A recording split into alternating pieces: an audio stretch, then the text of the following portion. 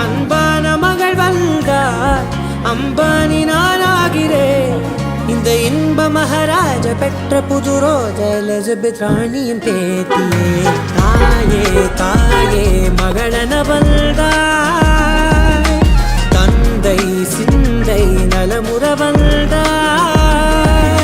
நீயே நோக்கம் என்று ஆனாய் பெண்ணே என்னை ஆளும் தெய்வம் நீதான் கண்ணே பெற்றது நானா இல்லை உன் மகனே நானம்மா தாயே தாயே மகளன வந்தாய் தந்தை சிந்தை நலமுற வந்தாய்